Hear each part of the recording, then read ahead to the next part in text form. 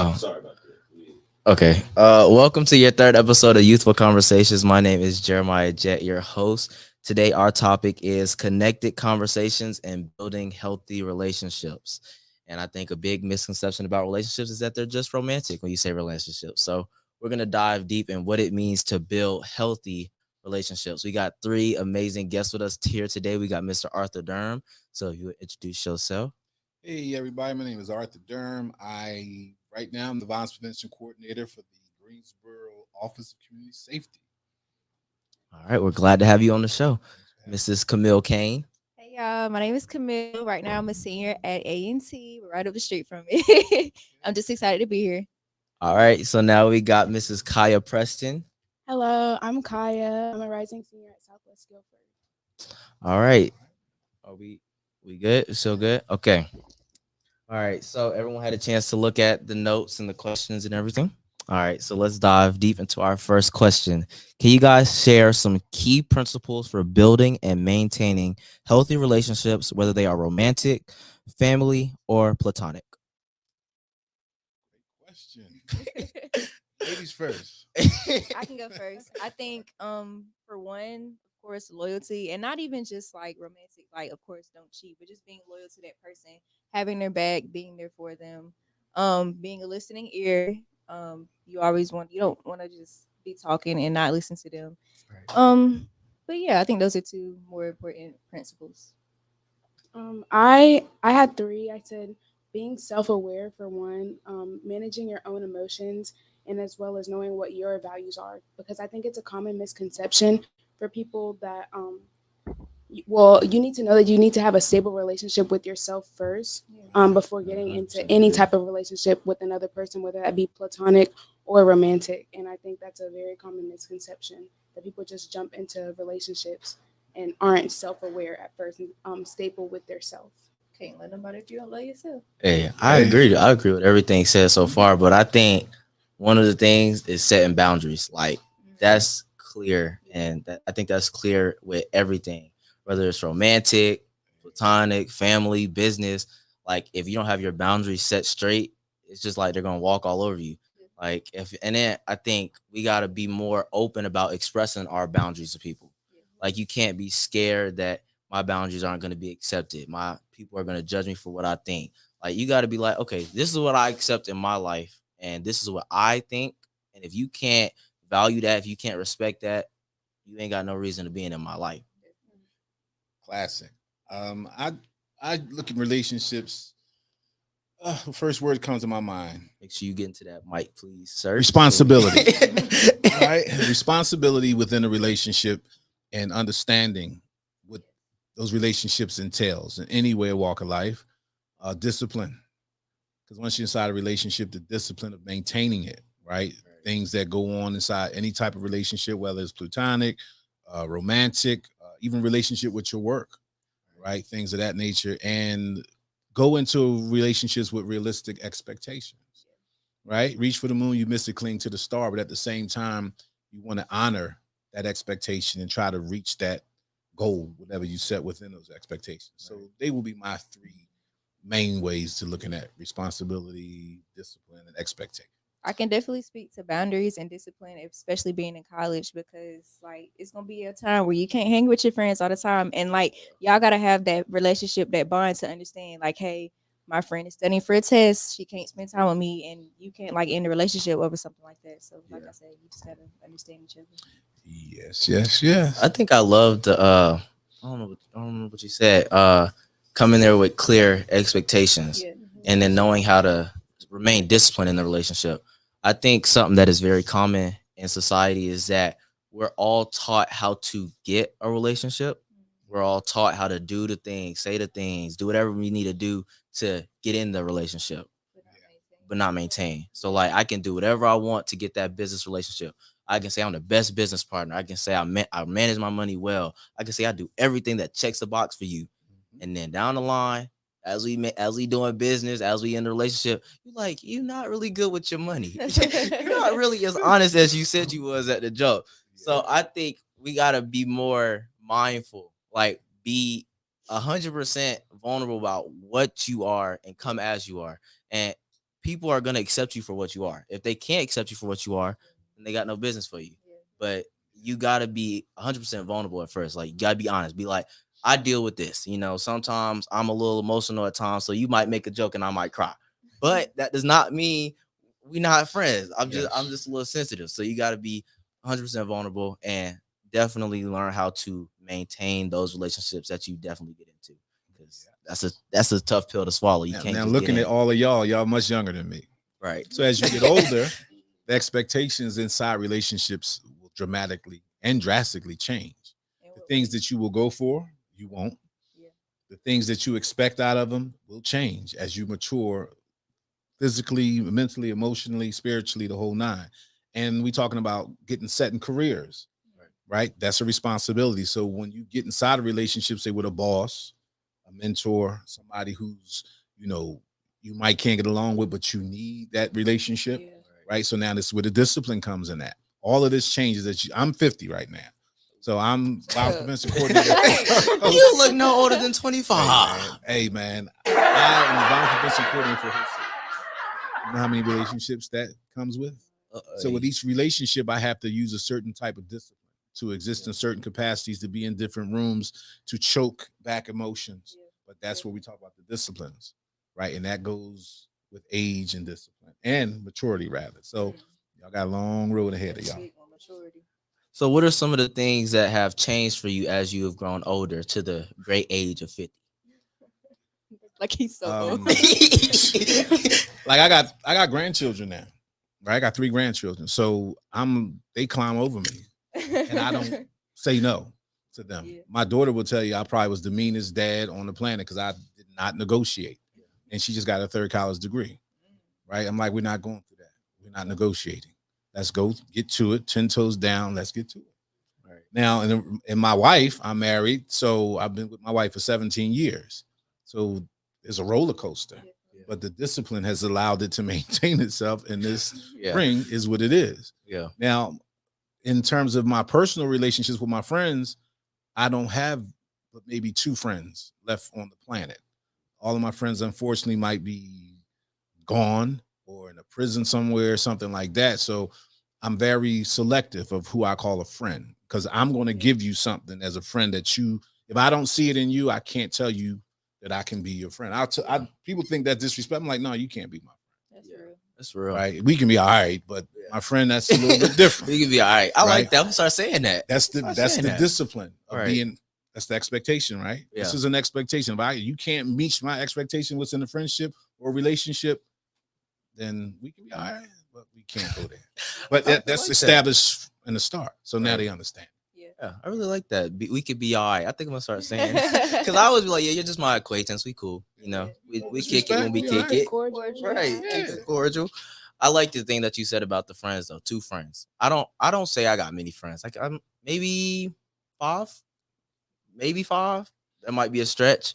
Yeah. But one of the things that I look onto heavily when it comes to friends is that you are the sum of your 5 friends, or you are the sum of the people you spend the most time with. Yeah. So, right. So whoever I'm spending the most time with, that's gonna start to influence my behavior, my thoughts, my goals, my dreams, my character, most importantly. So I really like that. That's dope. Yeah. So I could definitely tell you got some good friends. You guys as well. You guys all got some amazing character and qualities about yourselves. So let's hop into our second question. How can effective communication skills be developed and utilized to improve various types of relationships? I think I'll speak first to that one. Communication, I like to say, is a super skill. It's one of those skills that no matter what you do in life is going to be used. Even if it's social media, if it's speaking on the game, if it's meeting new people, it's a skill that's going to be used constantly. So communication is developed by getting to know a person, because I would say everyone's communication styles is different. Yes. Yours might be communicating over phone. You're not good at in-person communication. Yours might be better in-person communication. And yours might be like an emotional style of communication. So you connect real well if I communicate to your emotions, and like I'm able to connect through your emotions. So being able to identify, understand, and then most importantly, being able to communicate to that person's communication style, I think is the most important way. Because how can I connect to you and you're an emotional kind of communicator, Yeah. and I'm just trying to yell at you. Yeah. I'm like, yeah, you gotta shut up. You gotta do this, do this, do this. And I'm just yelling at you, just getting on you. You're like, I'm not hearing a word this dude is saying, because he is not communicating to me right. Yes. So definitely learning and understanding people's communication styles, because it's everyone's different. I like how you called it a super skill, because I mean you do need it in everyday life, but I think it's one of the most necessary things, but I think it can also be one of the hardest things. So I Yeah. think like you kind of got to take baby steps. Like let's say Yeah. you get in an argument with your friend, you got to think like, all right, how we gonna do this? Like, are we Right. gonna fight with each other? Are we gonna have a simple conversation? So I mean, yeah, it definitely depends on, like you said, understanding their style, understanding your relationship with them, and yeah. So And I think having good intentions mm-hmm. is a very important key to having effective communication. Okay. Because just like you said, if you were to fall out with a friend, it would be important for you to assess that situation instead of just, okay, boom, going right into it Yeah. and it just turning into a whole nother dispute. Right. Yes. Agree. Like we speak in communication, right? The way I used to communicate when I was much younger, we didn't have this, Yeah. right? You got outside Yeah, and you stayed outside all day. So you learn to engage with each other on that interpersonal level. Everybody talked, we all communicated, we all understood each other. With the invent and the pioneering of these are not phones, these are something totally different. They just have access to make a call. This is life right here. So now you have people who actually have relationships through this, breaking up, making up, getting married, the whole nine. Right. Yeah. So the whole dynamic of relationships is different in the way that you actually engage with one another. So now we speaking of like, my wife would say, I'm difficult to communicate with because I'm the shutdown guy. I'm the guy that I get silent. And she said, okay, now you don't want to communicate. I said, that's the way of communication, silence, right? Because we can go through the pantheons of time where silence was golden, right? Even we talk about the civil rights movement. We didn't fight back and we made waves. 2 bills got passed, amendments and constitutions. We didn't fight, put up our hands. So silence is golden. But if you're in a relationship with a person and you don't speak to that person during a conflict or whatever, they're going to look at that, something's wrong. Why are you not speaking to me? And you're going to bring something negative out of them instead of them saying, maybe this is just the way the person communicates. Right. So everybody's way of communicating is different. Every outcome of a communication style might not be for everybody. But when I grew up, we all had to communicate, so we didn't have the advantages of this, this tech stuff that y'all got today. Yeah. I like it too. I mean, I actually broke up with a lady one time. I sent a text and was like, and then I blocked her. I was like, she can't even call me. And make sure you say that into the mic so everybody can, say it one more time. Yeah, I broke up with a lady years ago. I used my text message, I blocked her, and that was it. We friends now. We don't even talk about it. I was like, yeah, I blocked you. I was done. And it was good. Like, I felt great. Didn't all that other stuff. I'm like, I'm just block you. That's it. Block somebody, you don't see them in person no more. It's like you just deleted them out your life. I think that's wow. Hey, I don't think I like blocking people. I think I'm a more of a kind of like, I like talking stuff out in this generation, especially because people are petty. So people are petty. Yeah. So I'd rather talk through the situation, be like, okay, why am I doing this? How am I feeling when I'm doing this? And then how we gonna move forward? Because I'm not the person to be like, okay, I'm done, block. Because I feel like you're gonna do something dumb, and I'm like, okay, now I got to do something dumb back. So I always like to communicate thoroughly before I do it, but I definitely understand the perspective of just I'm done. Block. Conversation ended. But sometimes that's what it takes, because like me blocking you is not me mad at you. Sometimes I need to take a moment for myself, because Right. if you do something to me and I just like like right off bat, like that's bad. So Right. sometimes I just gotta like block you for a second, because if you text me again, you really gonna make me mad. But I just Right. gotta, take a minute to reset, and I might text you later like, hey, like what went wrong? What can we do now? And so. And like today, the way that people communicate, like they would say the society is more violent right nowadays because of the inability to people to communicate effectively. Yes. Yeah. Right. Because everybody's so wound up so tight. And as soon as a disagreement happens, something goes to the Uber level. Right. So that's why I say when I look at like people communicating today, I'd be like, in my opinion, because I'm a little older, more mature, I see it as savage engagement. And I'm like, this interaction, the way they communicate is crazy. Yeah. But it works because that's how people relate. Now, I'm the type of guy, if you say 2 or 3 words wrong to me and is within the lack of communication, we have a problem. Because when I grew up, disrespect was Those fighting words disrespect, me. right? 'Cause I don't give it. If I don't give it to you, I don't expect it. Right. So that's where communication comes in. Like that's why I said you set the table. Like this is who I am. Right. You cross that, now we have a problem. Now we fight. Right? We have a problem because now that it becomes an ego thing. Yeah. That's where the discipline comes in at. Right. So I see in this new generation, they do things on a level, and I be sitting there like doing case studies, like this is crazy. But it works. And when I found out it worked, during the uprisings here, I never had more hope for the future than when I seen a lot of the young people in the streets during those last uprisings. I said, we good.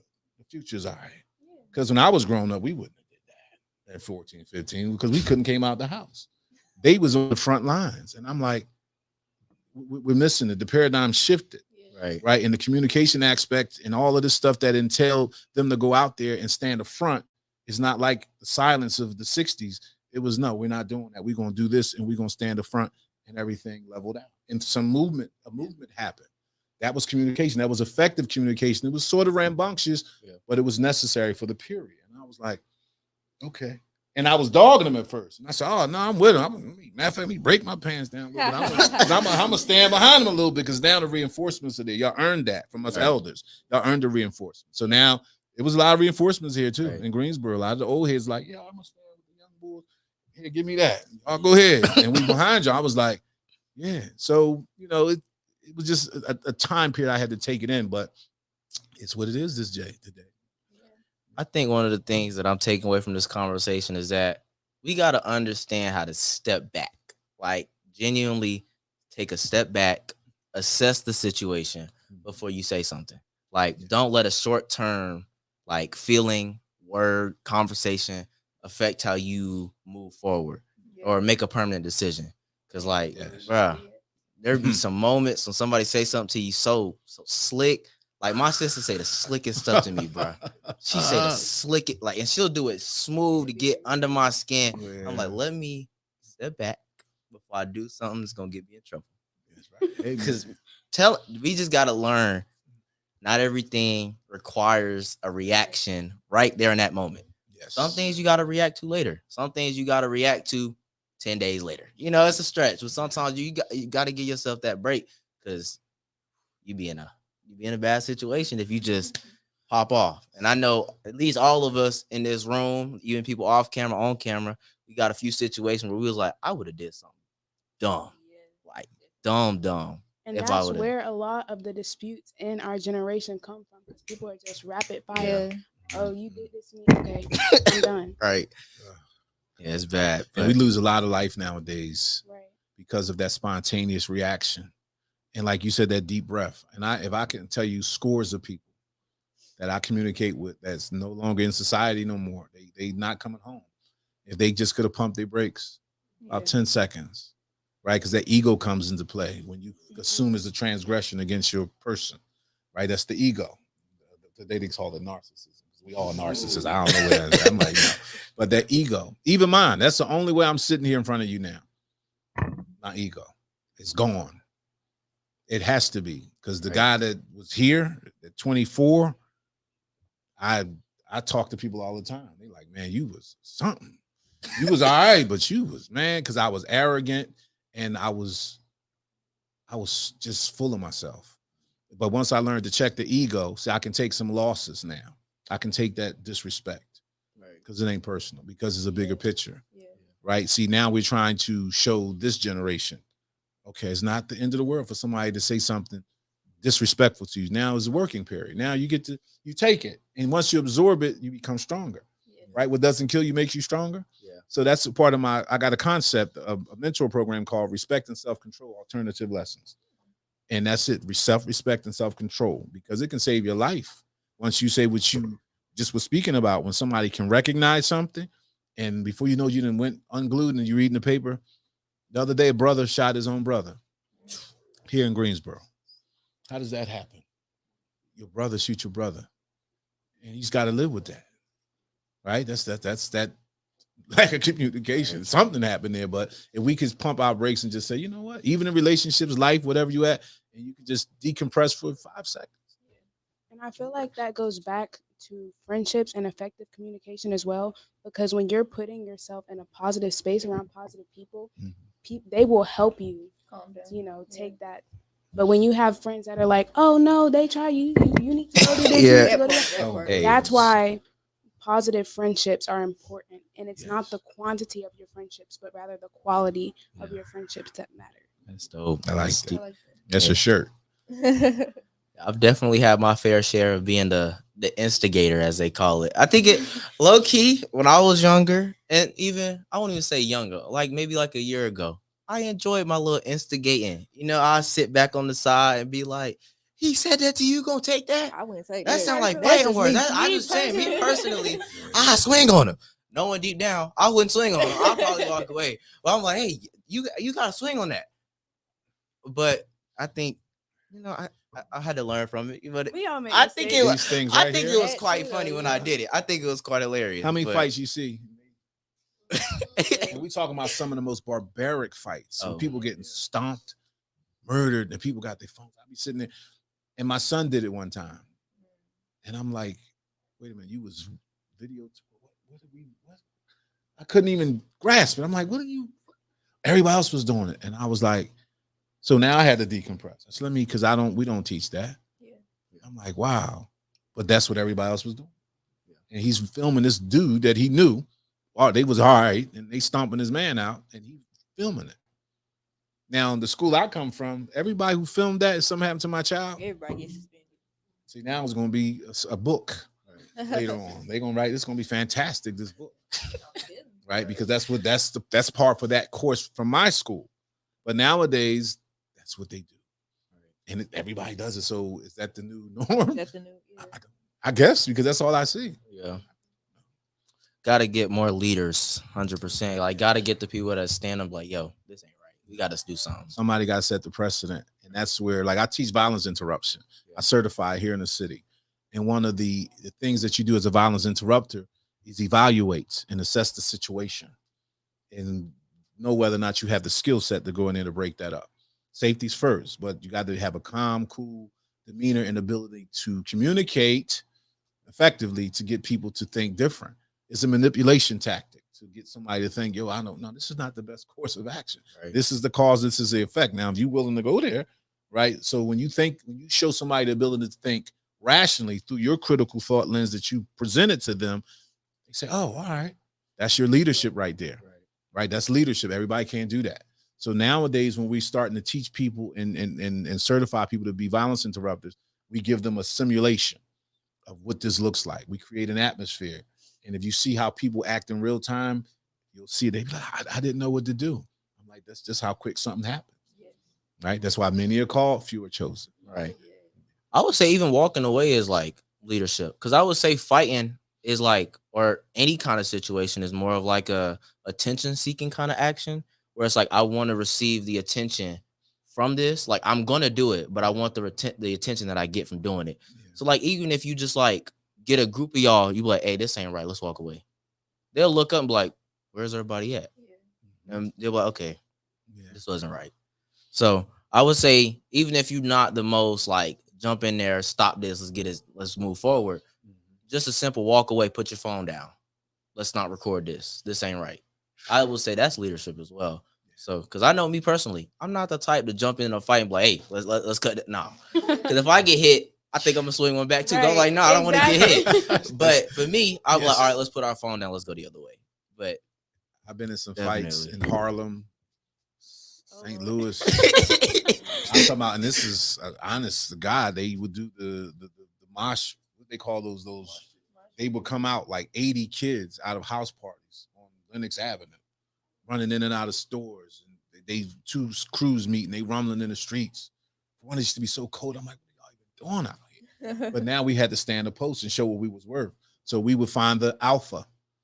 There's always an alpha somewhere that's leading the charge. And we can isolate the alpha, we would squash the beef. Yeah. And then we started getting, we was unable to do it. So then it was a law enforcement situation. But the savage nature of things and how it manifests. I saw two girls fighting recently, and they were young ladies, beautiful, dressed up. Y'all spend a lot of money to get together. Yes. I'm like, what are you doing?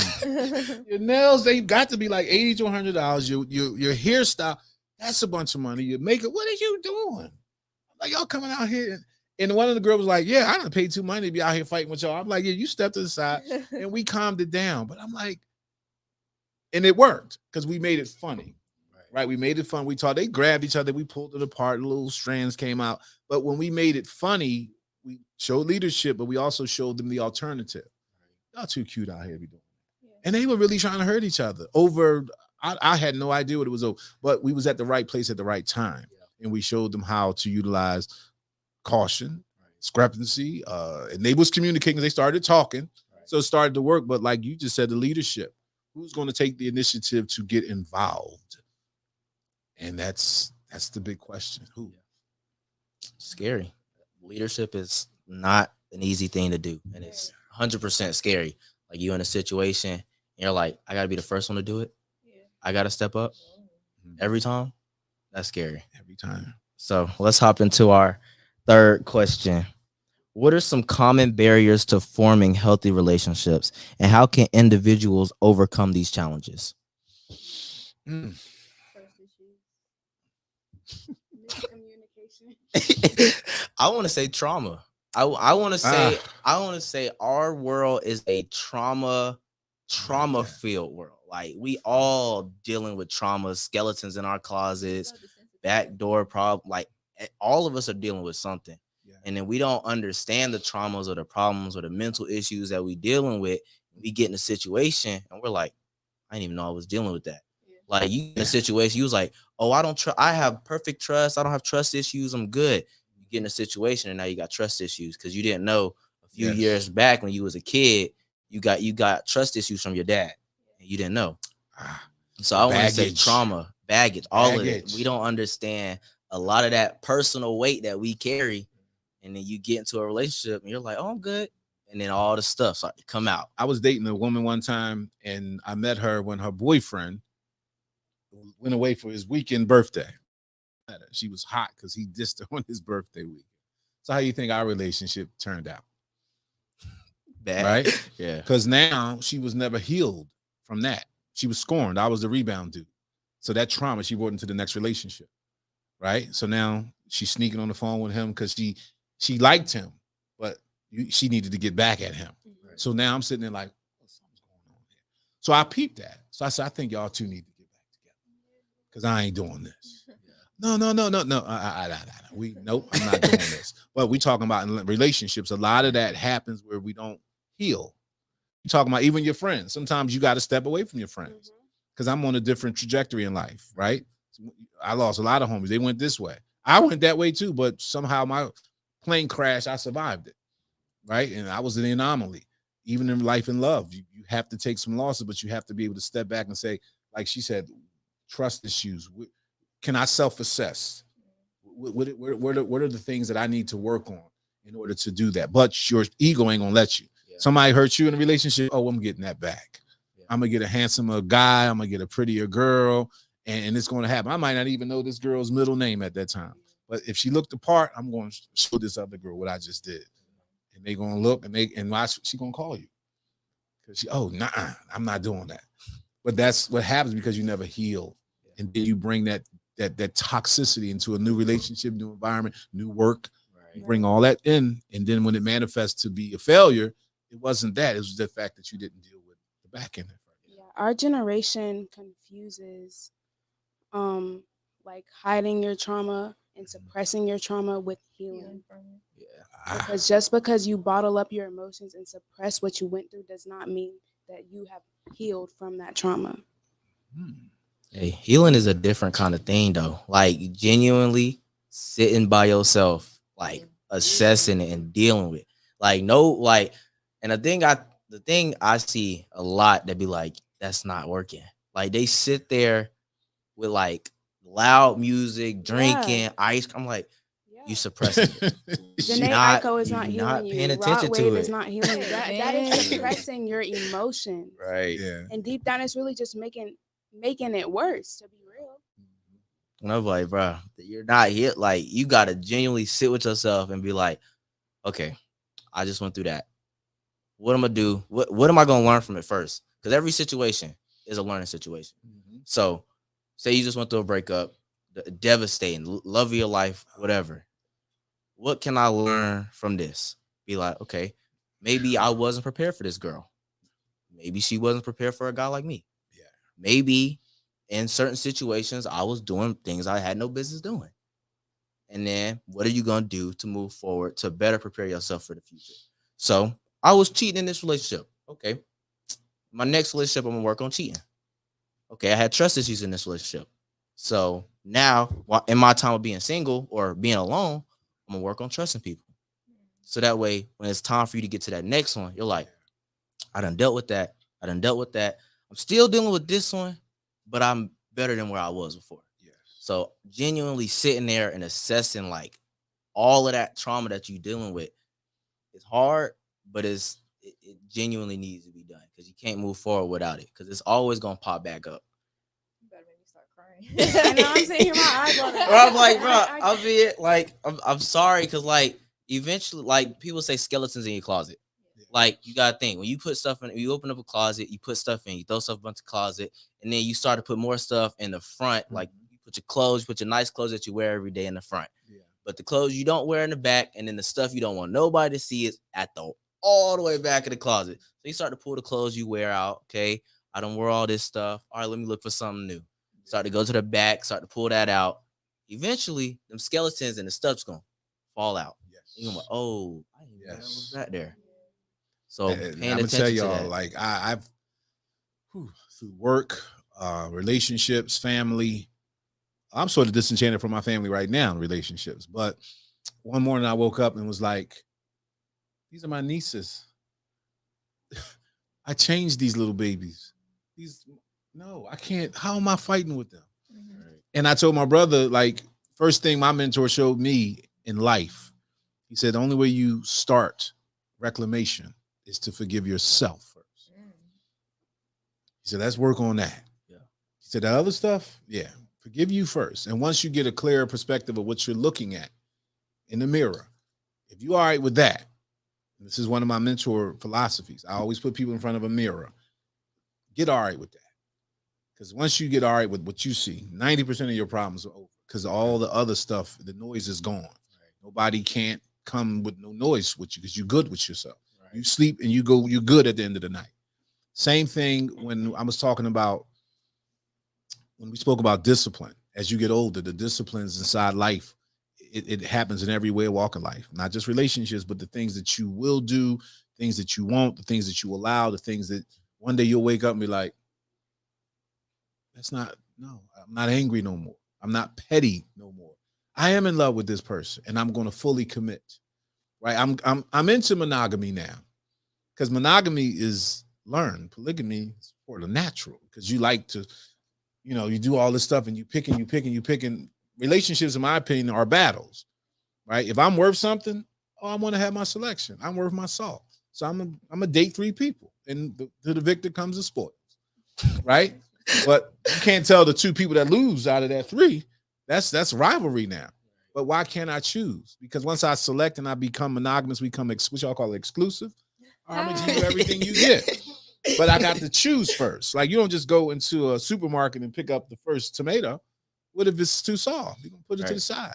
And that's your right.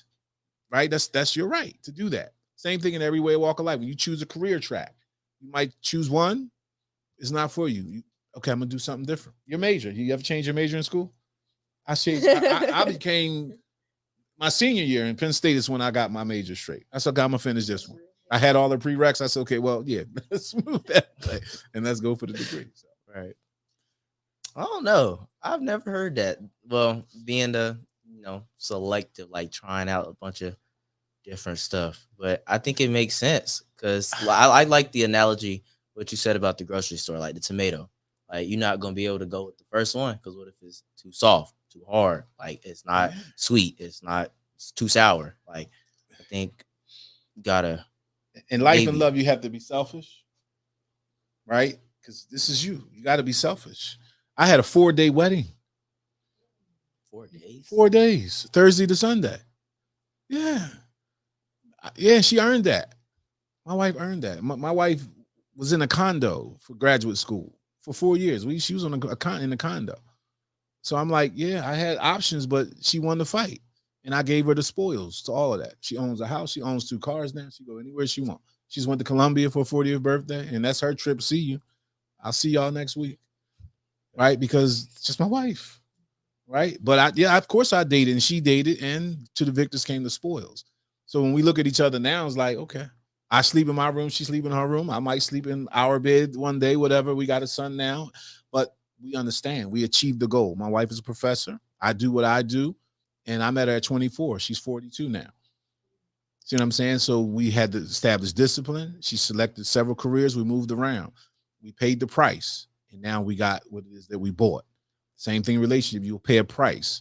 Sometimes the price might be big. You might lose the love of your life, right? You might. Sometimes you will. Or you might lose that job opportunity. That's where the discipline comes in at, right? You got to know what you want, and you got to go unabated right straight to your goals. Relationship, life, love, it doesn't matter. As long as you know that mirror, what you see is good with it. Take your shot. 100%. I can't even. I'm not even gonna try to follow up on that. Let's go into our next question. In your experience, what role does empathy play in nurturing and sustaining positive relationship? I feel like how else can you like cater to that person if you can't put yourself in their shoes and understand what they're going through? Like I just think that's common sense, but I guess it ain't so common all the time. Common sense ain't common. Like you said, you got to be selfish, but in a way, like you have to be selfless as well. You have to be, like I said earlier, a listening ear. Just volunteer yourself to help them in any way you can. But I like that you put positive relationships because you can be empathetic and like sustain a regular relationship, and it might be kind of toxic depending on however you communicate. But right. Like I said, just important putting yourself in their shoes and trying to understand what they're going through. What you think? I think, okay, Talking to the mic. sorry. To the mic. You good? You have to have empathy for somebody and not just listen to that person just to listen. You have to listen to understand that person. Yeah. And I think that's also a big misconception because people are like, okay, I hear you, but this is still my point of view. No. You have to listen to understand, actually put yourself in their shoes, like she mentioned. I like that. I tell my grandma all the time, she's a listener to get her point across. Like how you gonna say your grandma those that? kind of people. Oh my goodness. I really don't like those kind of people sometimes. Like they listen to you and they're like, okay, now my turn. I'm like, we're supposed to be having a conversation. You're supposed to hear me out. I hear you out. We have a conversation. Not, okay, you talk. All right, you talk now. All right, my turn to talk again. Like we supposed to be listening to each other, communicating, but you just want to listen to me, get me out the way so you can get back to talking. Hey, I hope my grandma don't see that, but I mean, if she do, I think listening to talk is like the worst thing we could do. Like you gotta be, like she said, listen on purpose. Like want to genuinely listen and understand. I'm not gonna lie, I'm kind of bad with that. Yeah, I was about to say honestly, and that's something that I need to work on too. But also, I think in the same breath, if you're so quick to get your point across, somebody else probably isn't listening to understand you as well. Yeah. It's a double-sided coin. Like you speaking of empathy, and I'll go to the work concept of things, your job. my boss, you met her, you know Letitia. Letitia. She's the division manager, Office of Community Safety. So one day I was in the office and I'm like, how many emails do you get every day? She was like, Arthur. And I'm looking at this woman's computer. I'm like, that will drive me crazy. And I just stopped talking. And I'm like, okay, now I put myself in her shoes. I'm like, wow, that's a lot. We're talking about everybody's contacting her. And she has to figure out how to go through this. And I'm only managing one wing. So I said, okay, I got to do something a little bit more. I got to overdo this for her. I got to go out and really start establishing this program and takes what I call the cheat up off of her. Like take some of this out of her abilities. Cause I'm like, one day she was leaving the office at 9:00. I'm jogging downtown. She didn't even see that was me. And I'm like, Letitia is coming out of the office at 9:00. So then I had to check myself, right? Because now, like you said, put yourself in somebody else's shoes. Right. Same thing with relationship, right? How do you empathize with an individual? Sometimes I don't want to empathize with them because that's a right. That's a choice. Right. Sometimes we got to just agree to disagree, right? And figure out a way to get through it, right? But now when I start to empathize with this person, now what if they bring in trauma to the table, right? And they bring in this baggage. What am I empathizing with? Right? What am I empathizing with? Am I being too soft and now I become a victim of this person's situation? Right now you become a captive inside of somebody else's struggle. So, and even when you empathizing with people, you have to have that ability to assess and decipher properly. Yeah. Because then they, now you become that Ken doll in the relationship. I play with this doll when I want to. Right? It's not a person, it's a doll now. Like, oh, trapped. I want to say, for me personally, I like to walk in love the way God has called us to. Because everyone is on a different route. Everyone is on a different walk. Everyone, okay, let me not get preachy. But everyone's on like a different route, So I try my best not to judge the person or not even to judge what I see, but to understand the reasoning behind it. Because once you understand everything has a reason behind it, it's like that changes the coin. It changes their perspective. It changes your thought about the person. Because now you don't see a drunken girl on the street. Now you see a girl who's dealing with trauma and trying to find an escape. Yeah. Now you don't see some girl who was being reckless or some guy who was being reckless and almost killed somebody. You see a dude who was trying to protect his family because somebody came into his house. So for me, I just want to walk around and just try to understand the different perspectives. Not so much as give you an scapegoat and be like, oh, you can come to me and feel an escape when you talk to me. No, I'm going to hold you accountable. Like if you come to me on some dumb stuff like, oh, this dude cheated on me 10 times. What do I do? Huh? Oh, goodness. He cheated on you 10 times. You still with him. And you expect me to sympathize. No. He cheated on you 10 times and you allowed it. So now it's up to you to make the decision to leave and value yourself more than you value him. So for me, I try. Well, I won't say I try.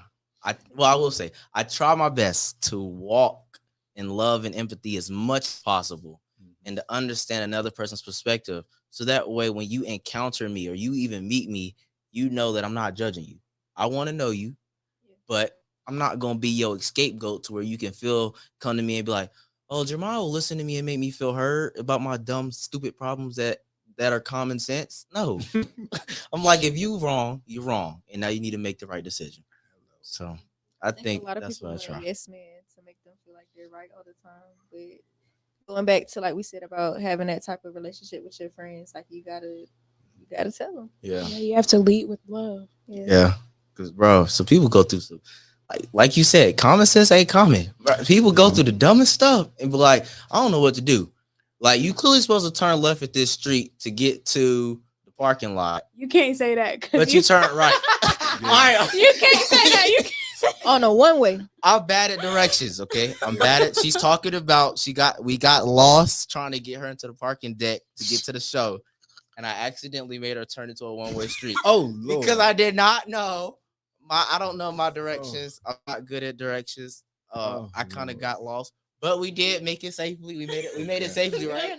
Faces. We made it safely, right? We made it safely. Barely. But It's a one-way street. Oh, but I'm just saying, like, if your GPS says go left and you turn right, because you like, I think right is faster and GPS says left is faster, I'm gonna just be like, get me out the car. You don't listen. So that's just, common sense ain't common. It's like really I always tell people, whenever I mentor younger people, specifically in relationships, I sit them at the table and I ask them, open-ended, what is your responsibility to this person? Right? right. This is a person they in love. They could have kids. I'm like, what's your responsibility? Tears pouring down because some people can't talk about it. They can't express it. That's the ego sometimes. And then sometimes they don't have a clue on what their responsibilities are in a relationship. Right. So I tell people, if you can't talk to this person about what your responsibilities are, what's the obligations to one another, then we need to revisit this union because you ain't ready for it.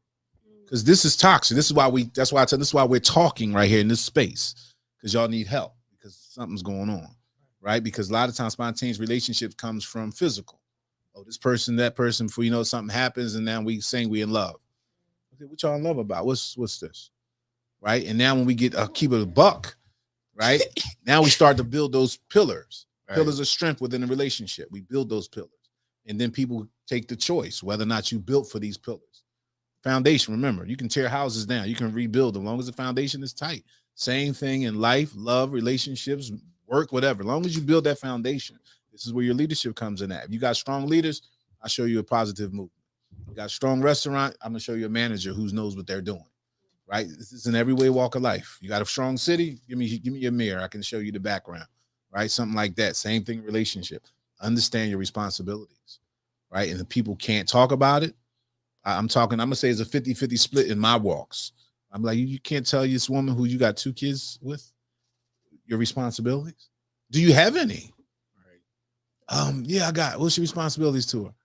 I pay the bills. Back up. You got to live too. So the bills, you ain't gonna live with no lights and no. Come on. Right. So that's another thing you want to delve into. What's the responsibilities, right? And let people articulate it. Yeah. And then you'll find out what it is that you really are dealing with. And some people ain't as articulate, but they'll say something that lets you see that they're unconditionally committed to this relationship. Checking the foundation. That's dope.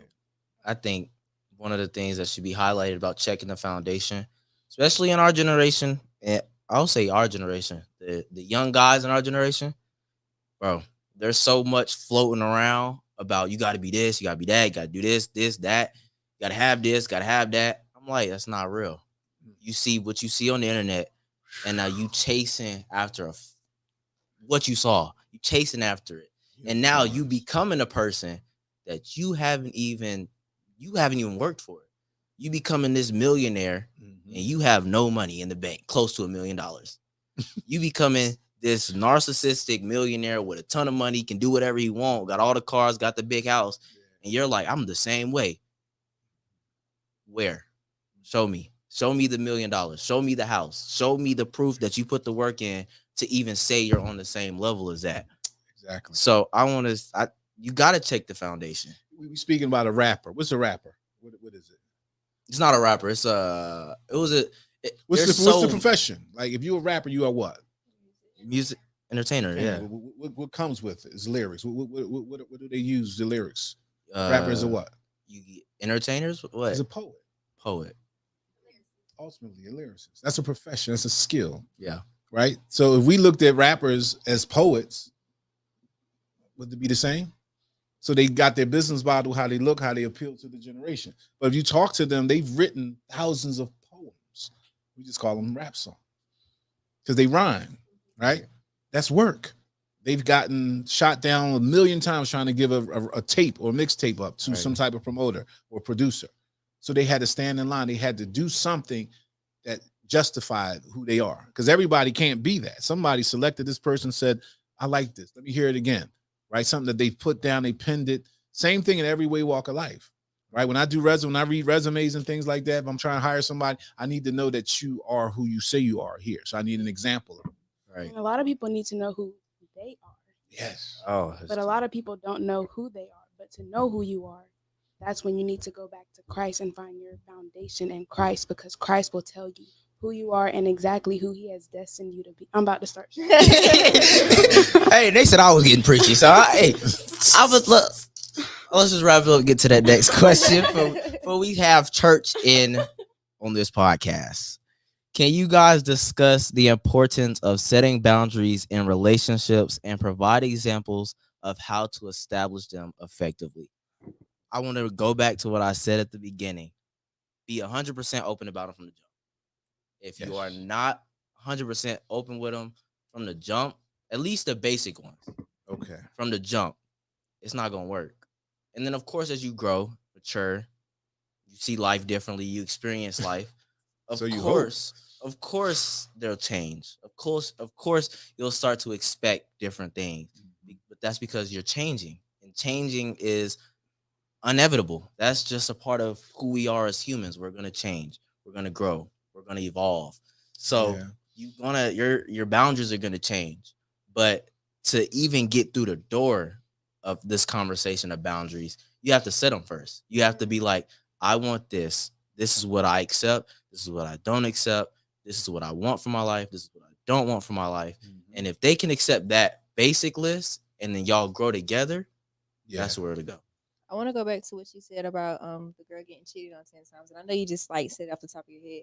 But obviously that happened because there weren't some boundaries set in place. And I'm not even gonna lie, like everybody can't leave. Everybody don't have the strength to just get up and leave. So I think like setting boundaries is something that takes like baby steps. So maybe let's say she's not gonna break up with him, but she'll stop sleeping with him just as a step. Or maybe like they won't break up, but she'll put him at the house. So it's like taking those steps to like make sure you're good, make sure he's good, and just like how do we move on from this basically? Right. Boundaries are some of the boundaries that are set toxic boundaries. I had a friend tell me that I shouldn't speak to my ex-girlfriend. Why? What did she do? We broke up. That's still my friend. Right. That's disrespectful. How? One of my ex-girlfriends right now got 2 restaurants in Philadelphia. If I step foot in that restaurant, my wife will breathe fire like a dragon. But that's a boundary. She said to me, I don't want you going there. And I had to swallow. I said, you know what? I can understand that. I can understand. But does it make sense?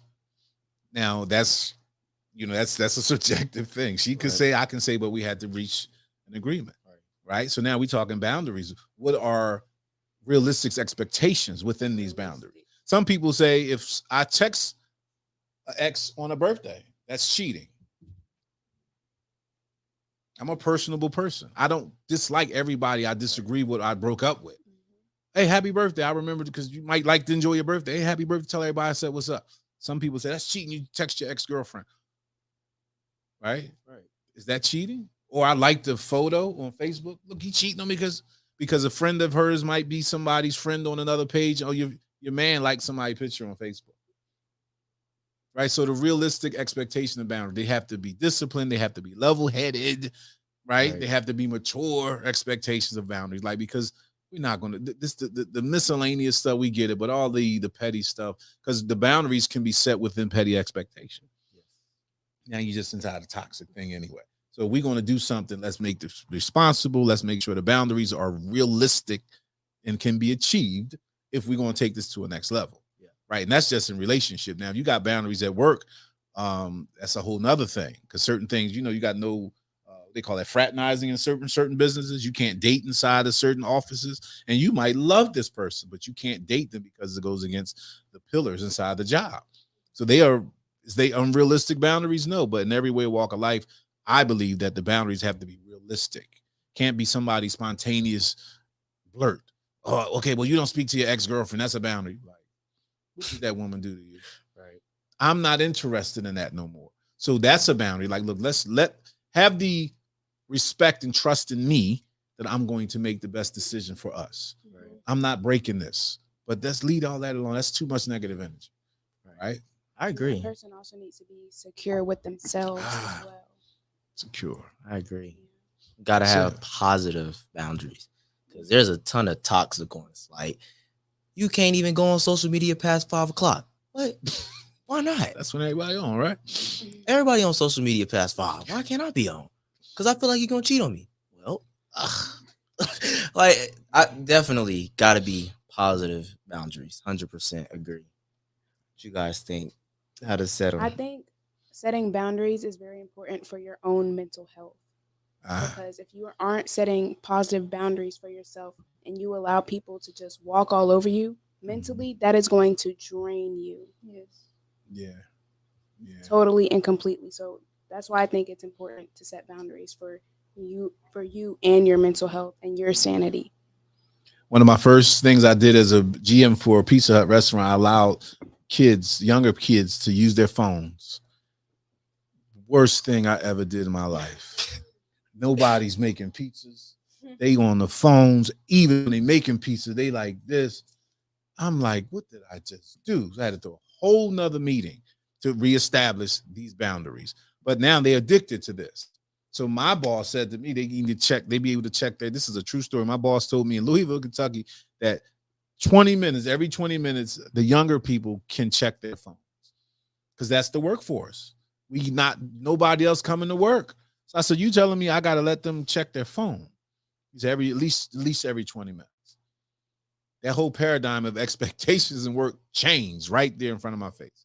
And these people are doing great now. This is like 12, 15 years ago. They're doing wonderful now. Some of them are GMs, but we laugh about it now. But in order for my supervisor to maintain a work crew, we had to allow them to use the phones. And what happens if I would have set the precedent early? No, you can't use that phone. That's one boundary we're not going to break. Right. But I didn't, and Pandora's box open. So be careful with that box once you don't solidify those boundaries accurately. Camille, I see you thinking over there. What you thinking? I mean, I don't know. I didn't really have nothing else to say, but like he said, you have to set boundaries for that relationship and also for yourself. And I like what y'all said about security and also insecurity. I think those play big factors in that as well. Um, That was big. yeah. If they secure in themselves, because I'm yeah. What's 'Cause the I think that's problem? where a lot of Yeah. stuff comes from. Yeah, insecurity. Yes. Yeah. Didn't Jay-Z cheat on Beyonce? Mhm. No. Didn't Halle Berry Like get 3 dumped like 5 Jesus times? Christ. So, and we talking about 8, 9 figure people, and they still do it. So it's going to happen, right? But I'm just like, I don't. If I'm secure in myself, the issue is not me. If that person wants to cheat, then have at it. But then the discipline comes later, because what happens if you really care about this person? Do you forgive?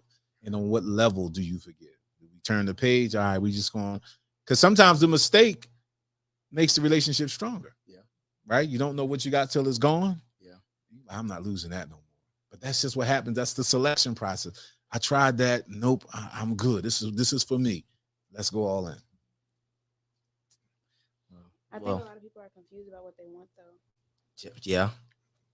yeah, I would Yeah. say, especially with social media at play. Yeah. You want anything you see on social media. You may be like, I want a dude who's multimillionaire, got everything I want, Oh, good. but he might treat you like crap. That's good, but that's the way society tries to like program us to think, Mm-hmm. and I think that's what's sad about it as well.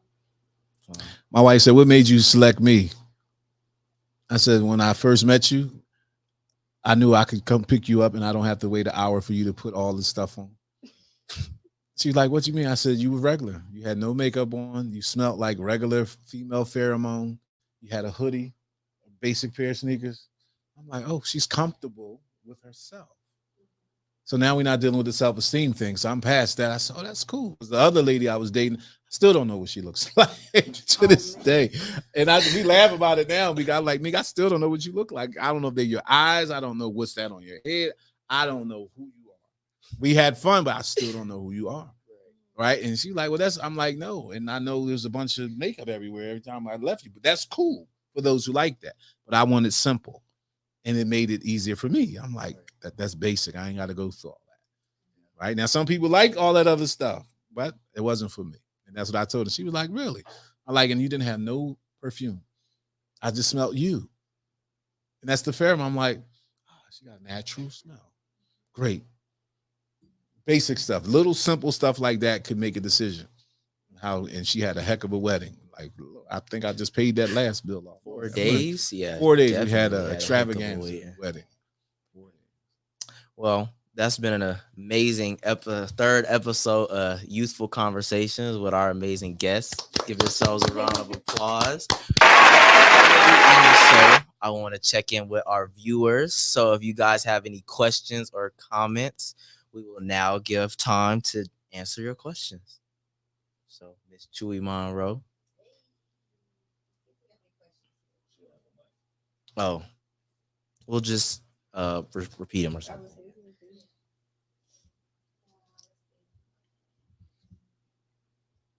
It was a good show. I appreciate you guys. You guys are awesome. Thank you for having me. I'm glad you mentioned that secure thing. That's big in relationships. Yeah. Security. Like, as long as I'm good with me, like I don't have that issue. Yeah. As long as people get that, like the competition, you know, when you have competitions in relationships, right? Because you have to keep it 100 with yourself. How did I meet this person? Yeah. Right, and you be like, okay, And it's Oh, easy so to we let good on people clip? go when you're secure. yes. And right now, that's dangerous too, because sometimes people want to hold people captive inside their Mhm. madness. And that's the thing I fear for a lot of y'all young ladies, because some of these people are unglued and they don't understand. Once they lose what they want, they disagree rather. It's insane sometimes. It's insane. And I'll just be like, and that's what, do you understand the responsibility? Because some people see it as a possession. Like, this is my possession. How dare you not want to? Right. And then it gets scary, which is why I like, and we talk a lot about domestic violence, which is one of the biggest crimes here in Guilford County is domestic violence amongst youth. One of the biggest crimes. And that's because the disagreement. Nobody knows how to disagree. They're not ready to take the loss of relationship. They never should have been in one because they didn't understand the discipline and responsibilities within it. But they went in spontaneously. And before you know it, no, I don't want you no more. So now they deal with it on the only level they know how to, because they're already irrational here. Right. So that's why it's very important for your selection, the foundation, right? Because I need to meet somebody's mother and father. I met my wife's father, and he whispered in my ear. He said, "Thank you for taking care of my little girl." And I told her, every time we argue, I hear that in my ear at that wedding. I hear this man saying, "Thank you for taking care of my little girl." And I said, "I got a pop." That's what I say to this man. And when he comes in now, he looks, because I'm taking care of his daughter. Right? Yeah. And my mom called my wife in a heartbeat. "What you doing with my son? What's happening? Well, I ain't heard from him in 3 days. What you do?" Like, what he do? I raised him right. He ain't do nothing. What you do? Why he ain't call his mom in 3 days? Right. Well, we just going. I'll make sure I take some time to send the questions we got to everybody, and we can try to answer them as we get them. But okay, well, we good. So I want to thank you guys for being on the show again. Give yourselves a big round of applause. Thank you, my production team, Mr. William Hussey, Mrs. Chewy Monroe, and my mom. Thank you, DSO Peace Corps, for providing the studio and the platform to record this amazing podcast. And I want to thank all my friends, family, everyone who supports me and the dream of providing a platform for young people to engage in thought-provoking conversations where we can actually make a difference. So make sure you like and subscribe. You can check us out on YouTube, Facebook, and Instagram. And we won't see you next week. I'm going back out of town on a business trip to Vegas with the NAACP. Okay. But we will see you the week after. So thank you guys. You guys have a great day.